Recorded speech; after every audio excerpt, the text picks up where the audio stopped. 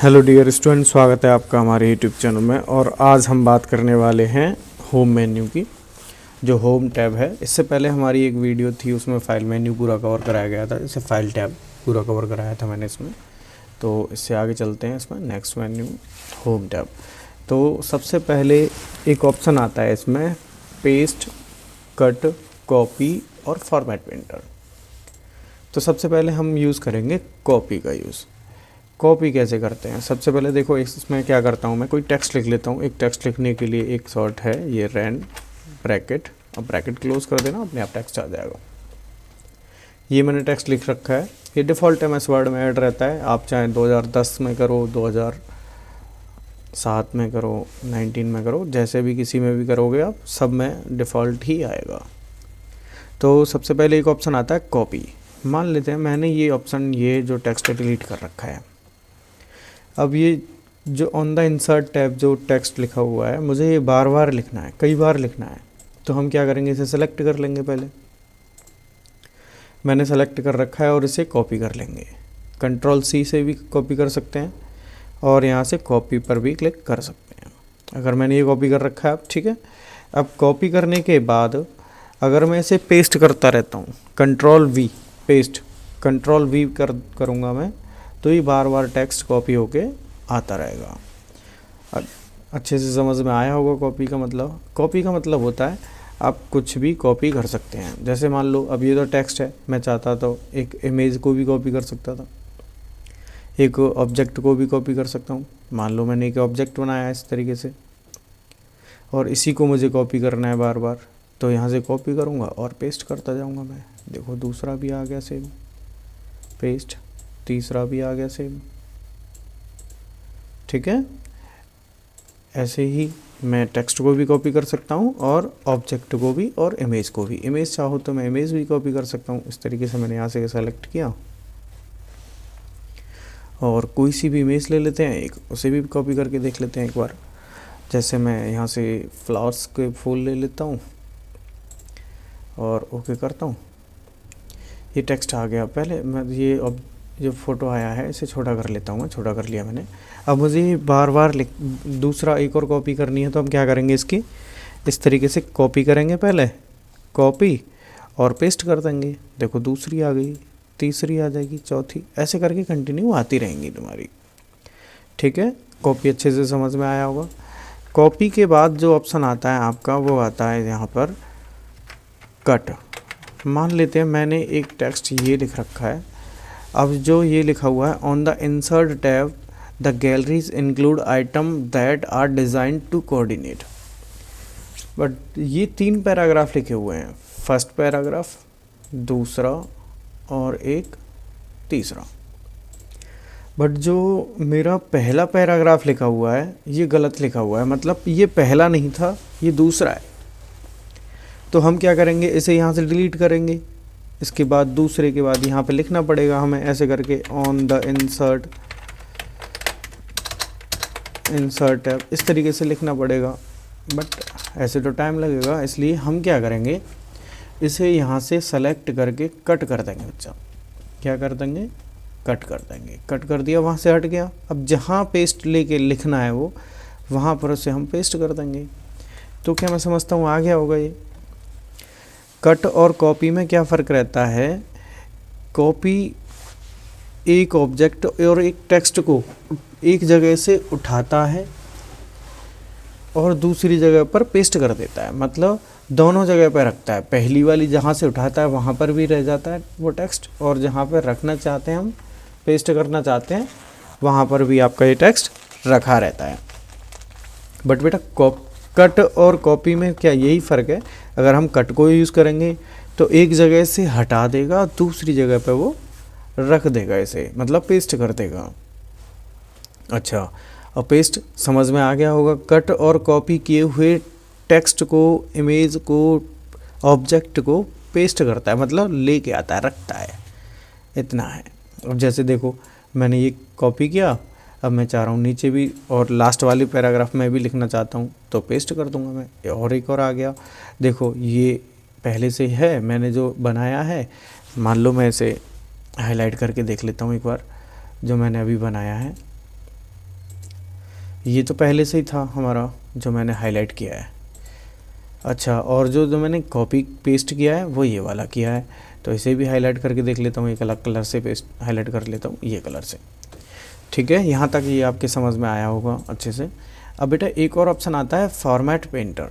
Format painter मैं आपको बताऊंगा फ़ॉन्ट जो फॉर्मेट करने के बाद, मतलब टेक्स्ट को फॉर्मेट कैसे किया जाता है। फॉर्मेट का मतलब यहाँ पे डिलीट नहीं होता है, फॉर्मेट का मतलब होता है यहाँ पे स्टाइल कैसे चेंज की जाती है, टेक्स्ट का साइज़ कैसे चेंज किया जाता है, स्टाइल कैसे मॉडिफाई की जाती हैं, साइज़ कलर कैसे किया जाता है, बोल्ड कैसे किया जाता है, इटैलिक कैसे किया जाता है, ये चीज़ें हम समझेंगे अभी।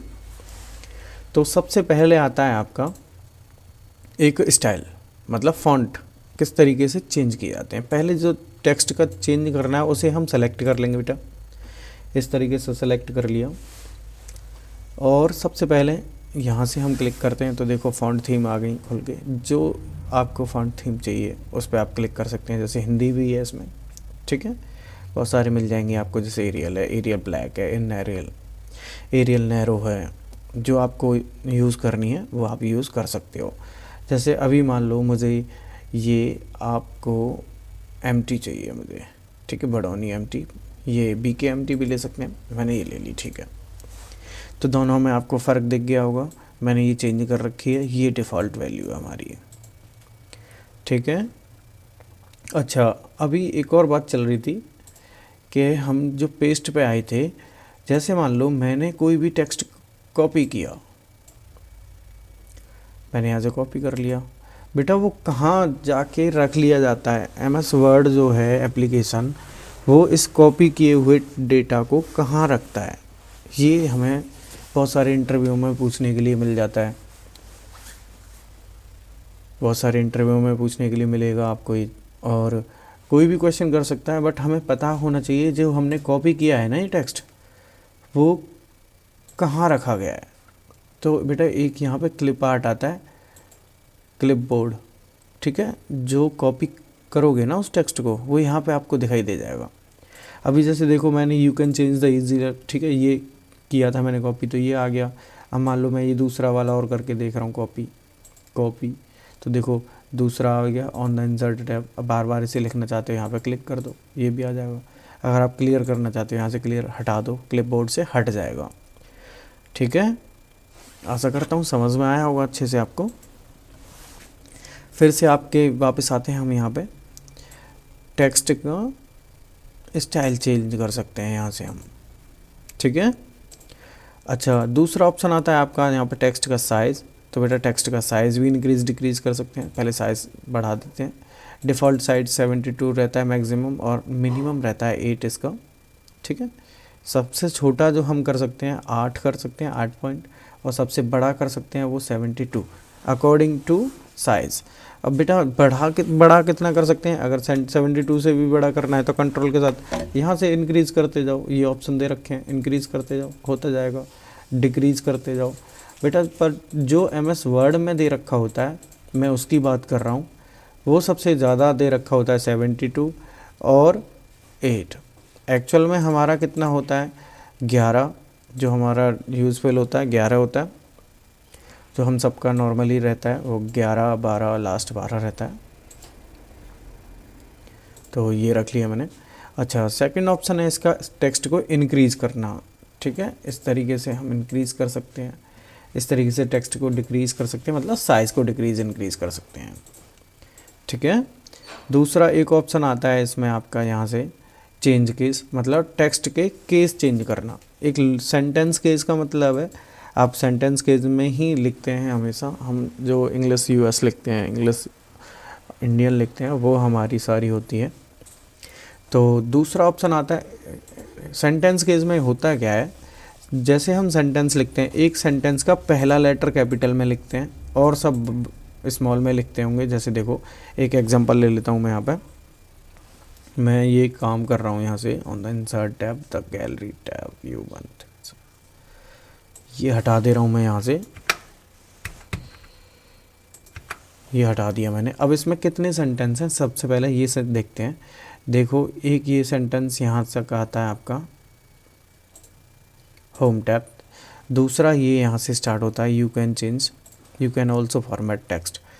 इसको सेलेक्ट करने के बाद अगर मैं इसे सेंटेंस केस पे क्लिक करता हूँ, पहले से सेंटेंस केस में ही है, देखो यू का जो वाई है वो कैपिटल में है और इस यू का वाई कैपिटल में है, क्योंकि ये सेंटेंस केस में है और सारा स्मॉल में होगा। ठीक है, दूसरा है इसमें लोअर केज, इसमें सारे स्मॉल में ही रहेंगे, अपर केज में सारे कैपिटल में रहेंगे। ये सारे केस पता होने चाहिए बेटा हमें। कैपिटलाइज ईच वर्ड मतलब पूरे सेंटेंस का हर एक वर्ड का पहला लेटर कैपिटल में रहेगा और सब स्मॉल में, पहला लेटर कैपिटल फिर स्मॉल फिर कैपिटल फिर स्मॉल, इस तरीके से। आपका टगल केज इसका कैपिटलाइज ईच केज का सेम अपोजिट रहेगा, पहला स्मॉल फिर कैपिटल फिर स्मॉल फिर कैपिटल फिर स्मॉल फिर कैपिटल, इस तरीके से रहेगा। मतलब कैपिटलाइज ईच वर्ड और टगल केस दोनों अपोजिट हैं। हम सबसे ज़्यादा जो रखते हैं वो आपका रहता है सेंटेंस केस। नेक्स्ट आपका आता है इसमें आपका एक है ये इरेज फॉर्मेटिंग, मतलब क्लियर फॉर्मेट। जो हमने फॉर्मेट डाली है वो सारी डिलीट हो जाएगी। जैसे एक एग्जांपल अभी भी समझते हैं हम। देखो मैंने फिर से दोबारा से वही टेक्स्ट लिख ले रहा हूँ, ये मैंने टेक्स्ट लिख लिया फिर से। इसमें क्या है, आगे मैं सेलेक्ट करता हूँ किसी भी टेक्स्ट को, इसे मैं बताऊँगा अभी क्लियर फॉर्मेट को कैसे करेंगे। दूसरा ऑप्शन आता है एक बोल्ड, मतलब टेक्स्ट को डार्क कर सकते हैं बेटा। डार्क मतलब गहरा, देखो दोनों में फ़र्क दिख गया होगा आपको, जो मैंने डार्क किया वो भी। और इटैलिक से मतलब होता है आपका टेक्स्ट को तिरछा किया जा सकता है। इटैलिक मतलब आपका आई। ठीक है, कंट्रोल प्लस आई शॉर्ट की है इसकी, कंट्रोल प्लस आई से भी काम कर सकते हैं हम इस पर। ठीक है, मैंने ये सेलेक्ट कर लिया और कंट्रोल प्लस आई भी यूज़ करूँगा तो भी देखो टेक्स्ट थोड़ा तिरछा हो गया होगा। मैं थोड़ा सा साइज और इंक्रीज़ कर दे रहा हूँ। ठीक है, आप समझ में आ रहा होगा, अच्छे से दिखाई दे रहा होगा। एक ऑप्शन आता है बोल्ड, समझ में आया। इटैलिक समझ में आया आपके। अब नेक्स्ट ऑप्शन है आपका अंडरलाइन, कंट्रोल प्लस यू, मतलब किसी भी टेक्स्ट पर अंडरलाइन लगाने के लिए। मान लो कोई हमें एक हेडिंग बनानी है इस तरीके से, ये हमें पूरा एक टेक्स्ट हेडिंग में कन्वर्ट करना हो या फिर कुछ हाईलाइट करके लिखना हो, तो हम कैसे करेंगे, टेक्स्ट को सेलेक्ट करके इस पर अंडरलाइन लगा देंगे। दिखाई दे रही है आपको अंडरलाइन लग गई, मतलब टेक्स्ट के नीचे लाइन लग जाएगी। यहाँ से टेक्स्ट की अंडरलाइन की स्टाइल है बहुत सारी, आप जो चाहो वो यूज़ कर सकते हो। मैं प्रेफर करूँगा आप डार्क यूज़ करिएगा। और सेकंड ऑप्शन इसमें और भी हैं अभी अंडरलाइन में, कलर भी यूज़ कर सकते हैं हम यहाँ से अंडरलाइन को। जो हमें कलर देना है वो अंडरलाइन का कलर दे सकते हैं। जैसे मैं रेड दे रहा हूँ तो अंडरलाइन का कलर रेड आ गया होगा। ठीक है, अच्छा नेक्स्ट ऑप्शन है आपका स्ट्राइक थ्रू, मतलब कोई भी, जैसे मान लो मैं इस टेक्स्ट को चेक कर रहा हूँ या रीड आउट कर रहा हूँ। अब मुझे क्या है, इसमें ये टेक्स्ट गलत लगा हुआ है, मान लो मुझे ये नहीं रखना, काटना है, तो हम क्या करेंगे, यहाँ से टेक्स्ट को कट कर सकते हैं। बीच में लाइन आ जाएगी जो हमारे यूज़फुल नहीं है, ये हटा दिया हमने। ठीक है, यहाँ तक समझ में आया होगा आपके। एक ऑप्शन आता है आपका सबस्क्रिप्ट। ठीक है, सबस्क्रिप्ट का मतलब होता है, जैसे आपने देखा होगा मैथ में साइंस में फार्मूले होते हैं, जैसे H2O एक फार्मूला है H2O।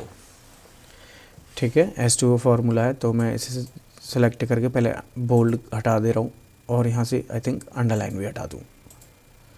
ठीक है, बोल्ड करके रखता हूँ, समझ में आएगा थोड़ा सा। और इसका साइज़ इंक्रीज़ कर ले रहा हूँ और अच्छे से समझ में आने के लिए। ठीक है, अब मुझे 2 जो फार्मूले में होता है उसी तरीके से लिखना है, तो पहले 2 को सेलेक्ट कर लूँगा मैं और यहाँ से सबस्क्रिप्ट पे क्लिक कर दूँगा। तो देख रहे होंगे आप, अच्छे से समझ में आया होगा आपके कि H2O फार्मूले के रूप में लिखा जा सकता है। अच्छा नेक्स्ट आता है, जैसे मान लो आपका x² लिखना है, हमें एक x के बाद स्क्वायर लिखना है, तो हमने x2 तो लिख रखा है, बट हमें स्क्वायर के रूप में लिखना है, तो वो कैसे लिखेंगे, वो आता है आपका सुपरस्क्रिप्ट में डाओ। तो कंट्रोल के साथ प्लस प्लस दबा सकते हैं हम, प्लस प्रेस करेंगे तो भी ये काम कर सकता है। ठीक है, और कंट्रोल के साथ इक्वल प्रेस करेंगे तो ये आपका सबस्क्रिप्ट यूज़ में आ सकता है। तो क्लिक करता हूँ मैं सुपरस्क्रिप्ट पे, देखो आप देख पा रहे होंगे कि x² के रूप में आपको जो 2 नंबर लिखा हुआ है, 2 लिखा हुआ है, जो 2 लिखा हुआ है वो आपका x² में लिख गया है। नेक्स्ट है आपका बेटा इसमें टेक्स्ट इफेक्ट। टेक्स्ट इफेक्ट का मतलब है आपका ये कि जो आपने जो टेक्स्ट लिखा हुआ है वो उस पर इफ़ेक्ट डाल सकते हैं। कैसे इफ़ेक्ट डालेंगे ये चीज़ें हम अभी सीखेंगे।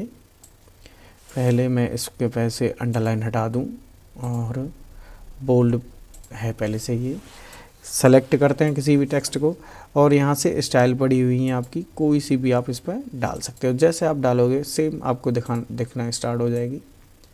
जैसे आप स्टाइल पर क्लिक कर दोगे तो वही स्टाइल आपकी इस पर डल जाएगी। देखो जैसे शैडो स्टाइल डाली है मैंने तो नीचे शैडो आ गई इस पर। यहाँ तक आपके समझ में आया होगा अच्छे से। एक ऑप्शन और आता है इसमें आगे, हाईलाइट टेक्स्ट, मतलब टेक्स्ट को हाईलाइट करने के लिए।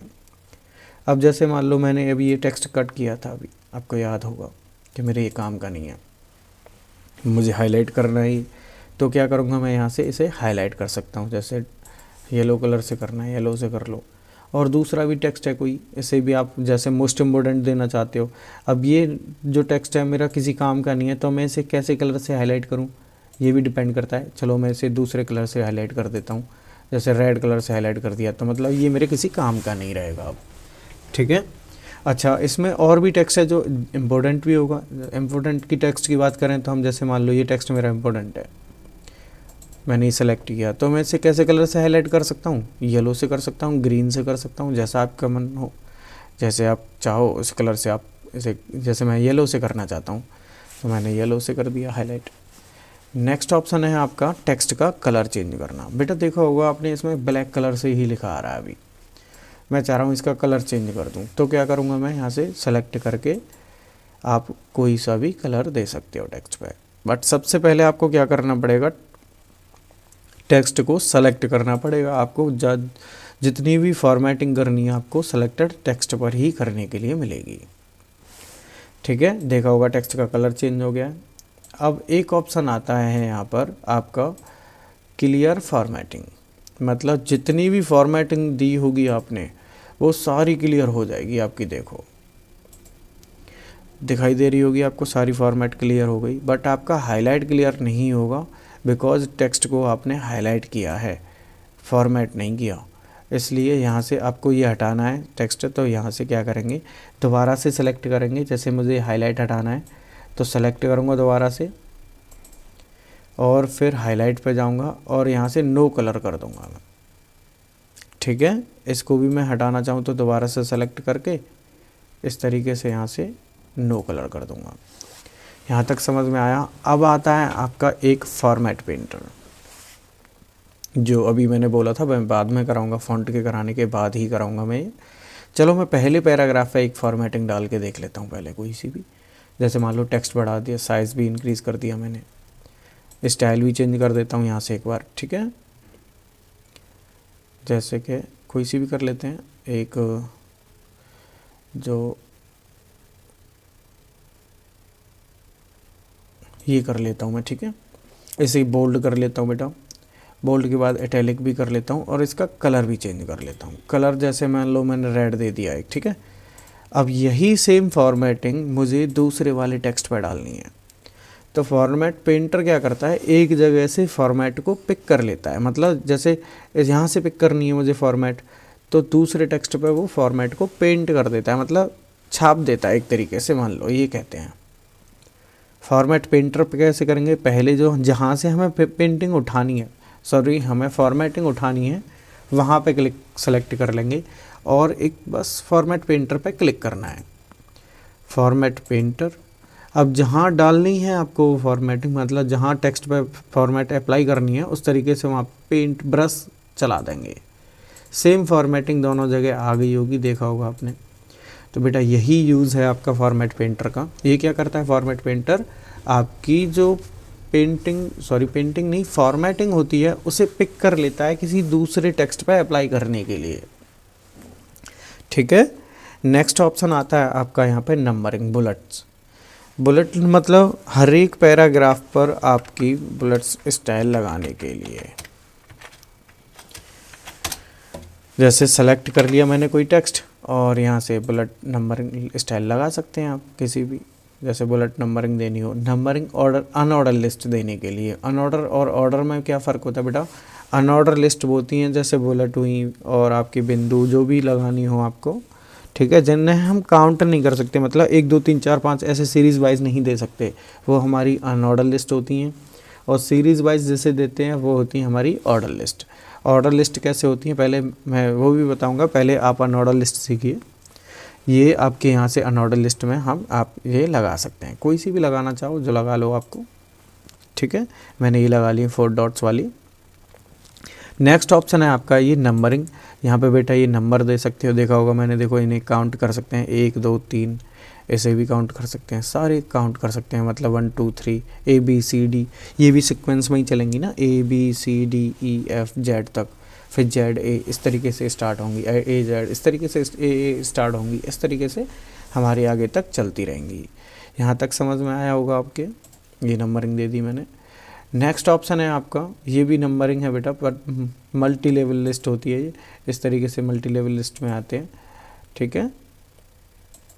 मल्टी लेवल लिस्ट क्या करती है ये समझते हैं। जैसे मान लो अब ये मैंने एक और ऑप्शन यहाँ पे 2 नंबर लिख दिया, अब 2 नंबर जो लिखा हुआ है सब ऑप्शन बनाना है मुझे, सब ऑप्शन बनाना है, तो हम क्या करेंगे यहाँ से इस वाले ऑप्शन का यूज़ करेंगे, इंक्रीज इंडेंट क्लिक कर देंगे, सॉरी डिक्रीज इंडेंट का यूज़ करेंगे। डिक्रीज पे मतलब एक नंबर का 0.1 स्टार्ट हो गया, 0.1 का स्टार्ट हो गया, तो मैंने मान लो ये कोई टेक्स्ट लिख दिया यहाँ पे, the QUICKBROWNFOXJUMPS over the lazy dog, ये लिख दिया मैंने नंबर 1।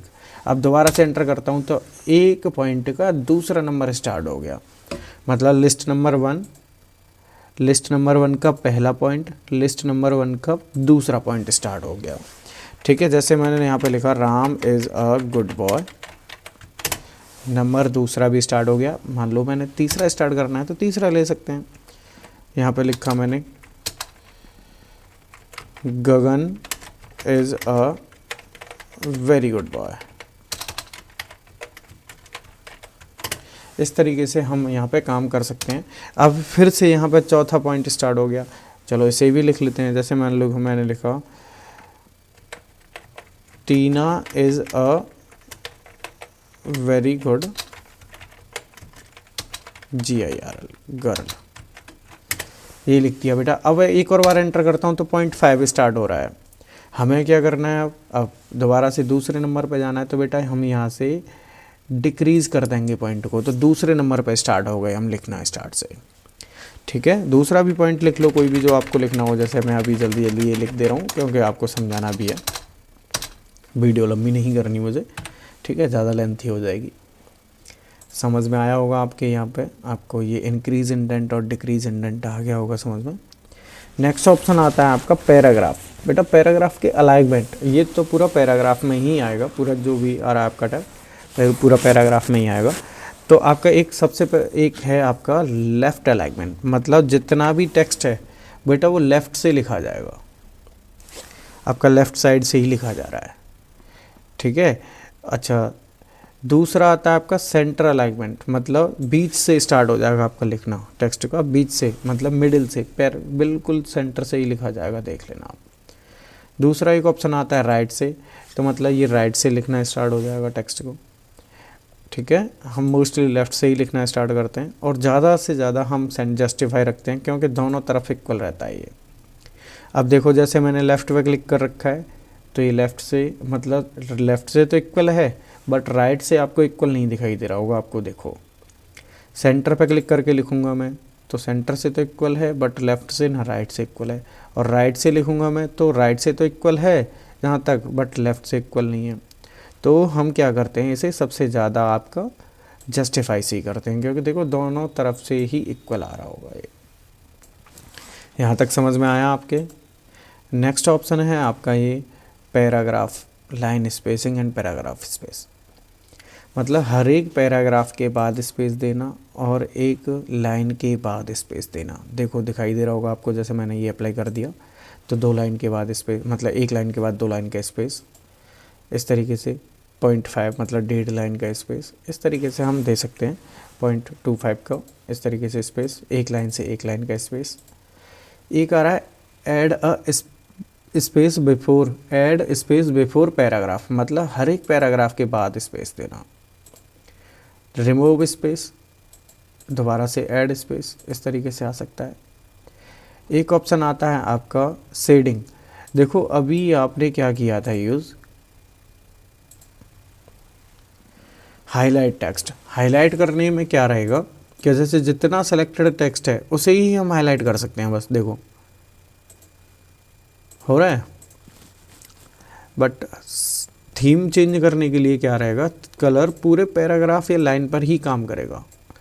इस तरीके से हम पूरे पैराग्राफ को भी कर सकते हैं। देखो इस तरीके से हम चेंज कर सकते हैं। जैसे इसका करना है तो पूरी लाइन का कर रहा है, देखो पूरे पैराग्राफ का कर रहा है। अब इसका करना है मुझे, तो यहाँ से देखो चेक, ये पूरे पैराग्राफ को ही कर रहा है।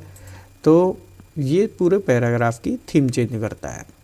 ठीक है, नेक्स्ट ऑप्शन आता है आपका इसमें असेंडिंग, शॉर्ट एंड शॉर्ट जो होता है।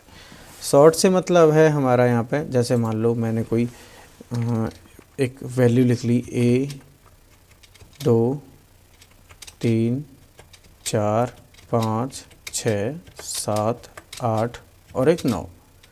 ठीक है, ये 9 वैल्यू लिख रखी है मैंने। अब ये कैसे लिखी हुई है आपकी असेंडिंग में, मतलब सीक्वेंस वाइज 1 2 3 4 5 6, आरोही और अवरोही क्रम जो बोलते हैं। ठीक है, अब मैं क्लिक कर रहा हूँ, मैंने सेलेक्ट कर रखा है तो ये क्लिक। अगर मैंने डिसेंडिंग कर दूंगा तो क्या रहेगा बेटा, ये मतलब 9 से स्टार्ट हो जाएगा, ये क्या हो गया अवरोही। दोबारा से मुझे डिसेंडिंग कर दूंगा मैंने तो क्या रहेगा फिर, ये 1 2 3 4 5 6 ऐसे स्टार्ट हो जाएगा। नेक्स्ट ऑप्शन आता है आपका इसमें पैराग्राफ मार्क। देखो पैराग्राफ मार्क क्या करता है, जहाँ हमारा पैराग्राफ ख़त्म हो जाएगा वहाँ पर हमारा पैराग्राफ लग जाएगा। जैसे देखो ये पैराग्राफ यहाँ पे ख़त्म हो गया, एक यहाँ पे ख़त्म हो गया, ये ख़त्म हो गया, ये सारे पैराग्राफ ख़त्म होते जा रहे हैं। जहाँ जहाँ हमारा पैराग्राफ ख़त्म होता जा रहा है वहाँ पर पैराग्राफ मार्क लगता हुआ आ रहा है। अगर मान लो ये हमें हटाना है तो हम कैसे हटाएंगे, फिर से दोबारा से कंट्रोल A करेंगे और यहाँ से क्लिक हटा देंगे तो हट जाएगा ये। आशा करता हूँ अच्छे से समझ में आया होगा आपके। इसकी प्रैक्टिस करिएगा, कम से कम 2 से 3 बार आप प्रैक्टिस करोगे तो अच्छे से आपको रिकॉल होता रहेगा ये। नेक्स्ट ऑप्शन है आपका बॉर्डर। टेक्स्ट का बॉर्डर कैसे बनाया जाता है बेटा, हर एक पैराग्राफ का बॉर्डर कैसे बनाया जाता है। तो कंट्रोल A सेलेक्ट कर लेते हैं, ये डाउन बॉर्डर से नीचे बॉर्डर बन जाएगा, टॉप से ऊपर बन जाएगा। पहले ही हम ऑल बॉर्डर समझते हैं। तो देखो सारा टेक्स्ट बॉर्डर में आ गया होगा। ठीक है, सेलेक्ट ऑल दोबारा से करते हैं, ये हमारा बॉर्डर है। आउटसाइड बॉर्डर से बस आउटसाइड बॉर्डर बनेगा। ठीक है, आप इसे भी यूज़ कर सकते हैं, वैसे ज़्यादा काम नहीं आता। ये टेक्स्ट एक पैराग्राफ को, एक ही पैराग्राफ को ज़्यादा सबसे ज़्यादा काम आता है। एक सिंगल पैराग्राफ को अगर ऐड करना हो हमें, तो मैं अभी नो पैराग्राफ कर रहा हूँ। अब मान लो एक एग्जांपल, मैं इस वाले पैराग्राफ को जो मैंने सेलेक्ट कर रखा है, इसे नहीं, चलो दूसरे वाले को करते हैं। जो लास्ट में पैराग्राफ है मैं इसे ऐड करना चाहता हूँ बस बॉक्स में। तो मैं क्या करूँगा, इसे आउटसाइड बॉर्डर कर दूँगा। देखो ये बॉक्स में आ गया। अब जैसे मान लो मैं इसे भी ऐड करना चाहता हूँ तो इसे भी आउटसाइड ऑर्डर कर दूँ तो ये भी बॉक्स में आ गया। इस तरीके से हम इसे बॉर्डर में लेके आ सकते हैं। अच्छा, नेक्स्ट ऑप्शन है आपका ये आपका हेडिंग्स जो हैं, स्टाइल है। ये आपकी जो हेडिंग बना रखी है आपने, इनको आप फॉर्मेट कर सकते हैं, मतलब डिज़ाइन दे सकते हैं, स्टाइल दे सकते हैं। बॉडी, आपको बॉडी टेक्स्ट बनाना आना चाहिए। बॉडी टेक्स्ट का मतलब होता है इसका, जो हेडिंग्स होती हैं बेटा वो कैसे बनाई जाती हैं। जैसे देखो ये हमारी एक हेडिंग बना ली मान लो एक, ठीक है, यहाँ से आप इसे स्टाइल दे सकते हैं, जैसे कि ये इस तरीके से दे दी हमने। ठीक है, ये भी देना चाहता हूँ मैं, इसे भी दे लो, जो आपके ऊपर आपके ऊपर डिपेंड करता है किस तरीके की देना चाहते हैं। ठीक है, ये आप जैसे चाहो वैसे कर सकते हो। ठीक है, अब नेक्स्ट ऑप्शन आता है आपका यहाँ पे चेंज स्टाइल। जो अभी मैंने ये स्टाइल चेंज की है, आपको दिखाई दे रही है ये वाली, तो इसकी स्टाइल चेंज कर सकते हैं। स्टाइल चेंज करने के लिए यहाँ पे कोई सी भी स्टाइल दे दो। ठीक है, और नेक्स्ट ऑप्शन है आपका कलर से कलर चेंज होता रहेगा। देखो कलर हो रहा होगा, आपको दिखाई दे रहा है। फ़ॉन्ट से बस फ़ॉन्ट चेंज होंगे, कलर चेंज नहीं होंगे। ठीक है, कलर वही रहेंगे जो आपने दे रखे हैं। यहाँ तक समझ में आया? तो अब नेक्स्ट ऑप्शन आता है इसमें आपका फाइंड। फाइंड के लिए हमें क्या करना पड़ेगा, मतलब कोई टेक्स्ट में से पर्टिकुलर टेक्स्ट फाइंड कर सकते हैं हम इसमें। जैसे कि मैं पहले एक टेक्स्ट लिख लेता हूँ, कोई भी RAND ब्रैकेट, ये टेक्स्ट लिख रखा है मैंने। अब मैं इसमें देखना चाहता हूँ कि ऑन, जो ऑन कहाँ कहाँ पर लिखा हुआ है। तो मैं फाइंड में जाऊँगा, यहाँ से इस तरीके से नेविगेशन में लिख दूँगा ON। तो देखा होगा आपने, ऑन जहाँ जहाँ पर है वो सर्च हो गया होगा आपका पूरे में। और जैसे आप चाहते हो, जैसे मान लो आई कहाँ कहाँ पर लिखा हुआ है, तो जितने भी आई होगा वो सब में हाईलाइट हो जाएगा। वो कहाँ कहाँ पर है वो ओ हो जाएगा। तो ये ऑप्शन आता है आपका फाइंड में। एक ऑप्शन आता है इसमें एडवांस फाइंड। एडवांस फाइंड क्या करता है इसमें कि मतलब जैसे मान लो मैंने ON, ऑन कहाँ कहाँ पर लिख रखा है, वो इस तरीके से फाइंड हम इसमें कर सकते हैं। वो कैसे करेंगे, देखो फाइंड पर क्लिक करते जाएंगे, फाइंड नेक्स्ट में, तो आपका ऑन दिखाता रहेगा कहाँ कहाँ पर हमने ऑन लिख रखा है। ठीक है, यहाँ तक समझ में आया होगा आपके। एक ऑप्शन आता है इसमें आपका गो टू। गो टू का मतलब होता है कहीं भी जाना, मतलब आपको किसी भी लाइन पे जाना हो, किसी भी पैराग्राफ पे जाना हो, किसी भी सेक्शन पे जाना हो, किसी भी पेज पे जाना हो। तो फ़िलहाल हमारे यहाँ पे पेज तो है नहीं, अभी पेज लिखने पड़ेंगे, फिर हमें पेज बढ़ाने पड़ेंगे। तो इसीलिए हम किसी भी लाइन पे जा सकते हैं यहाँ पे। तो लाइन पे क्लिक किया मैंने और लाइन नंबर डाल दिया यहाँ पे। जैसे मान लो मैंने लाइन नंबर 3 डाल दिया और गो टू पे क्लिक करता हूँ। ठीक है, गो टू पे क्लिक करते ही मेरा कर्सर कहाँ आ जाएगा, देखो तीसरे नंबर पर ही लिखना स्टार्ट कर दिया, तीसरे नंबर पर ही आ गया। इसका मतलब गो टू का मतलब होता है किसी भी लाइन पे जा सकते हैं, किसी भी पैराग्राफ पे जा सकते हैं, किसी भी पेज पे जा सकते हैं, सेक्शन पे जा सकते हैं, बुक मार्क पे भी जा सकते हैं। वो बुक मार्क में तो मैं आगे सिखाऊंगा क्या होता है। फिलहाल अभी ये तक हमारा यहाँ तक कंप्लीट होता है। नेक्स्ट ऑप्शन आता है आपका इसमें रिप्लेस। रिप्लेस से क्या होता है बेटा, जैसे हमें अभी ना ऑन द, जैसे ऑन लिखा हुआ है, हमें ये ऑन की जगह पर कुछ और लिखना है, तो हम यहाँ पे सेलेक्ट कर देंगे, यहाँ पे लिख लेंगे आपका ऑन। ऑन की जगह पे क्या लिखना चाहते हैं हम यहाँ पे चेक कर लेते हैं, UPP अप लिखना चाहते हैं या अपर लिखना चाहते हैं, हम ये अपर लिख देते हैं। और रिप्लेस ऑल पर क्लिक करके देखते हैं, क्लिक ऑल और ओके। जितनी भी जगह पे ऑन लिखा हुआ होगा बेटा वो सब में हो गया होगा आपका अपर। अब ये कैसे पता चलेगा, एक बार ये फाइंड करके देख लेते हैं हम यहाँ से फाइंड, और यहाँ पे अपर लिख के देख लेते हैं, UPPER। जितनी भी जगह पे अपर होगा वो हाईलाइट हो जाएगा। यहाँ तक समझ में आया आपके? नेक्स्ट ऑप्शन आता है आपका सेलेक्ट। ये पता ही होगा आपको, Ctrl+A सेलेक्ट ऑल, आपका पूरा पेज सेलेक्ट हो सकता है इससे, पूरी फाइल सेलेक्ट हो सकती है, पूरा टेक्स्ट सेलेक्ट हो सकता है। आपको ये डिलीट करना है, डिलीट कर सकते हो। इस टेक्स्ट इंक्रीज़ करना है, टेक्स्ट इंक्रीज़ कर लो, डिक्रीज़ करना है, डिक्रीज़ कर लो। फॉर्मेट मतलब टेक्स्ट की फॉर्मेटिंग करनी हो आपको, एडिट कर सकते हो। नेक्स्ट ऑप्शन है आपका इसमें सेलेक्ट ऑब्जेक्ट। बेटे सेलेक्ट ऑब्जेक्ट बहुत काम का ही ऑप्शन है। अभी जैसे एक ऑब्जेक्ट मान लो मैंने एक रेक्टेंगल बनाया, मैंने यहाँ पे एक इस तरीके से, और क्या हुआ ये टेक्स्ट के पीछे कर दिया। ठीक है, इंटरव्यू में सबसे ज़्यादा पूछ लिया जाता है ये कि जैसे ये ऑब्जेक्ट है, अब हमें ये डिलीट करना है तो क्या करेंगे। अब डिलीट करने के लिए पहले सेलेक्ट करना पड़ेगा, इस पर क्लिक करना पड़ेगा, जब भी तो डिलीट होगा ये, तो अब ऐसे तो होगा नहीं। तो इसके लिए एक ऑप्शन पर्टिकुलर है सेलेक्ट, क्लिक कर दो अपने आप सेलेक्ट हो जाएगा। इसका साइज इंक्रीज डिक्रीज करना हो जो आप कर सकते हो, साइज़ कम ज़्यादा करना हो वो कर सकते हैं। ठीक है, यहाँ तक समझ में आया होगा। नेक्स्ट ऑप्शन है आपका सेलेक्ट विद सिमिलर टेक्स्ट। इस तरीके से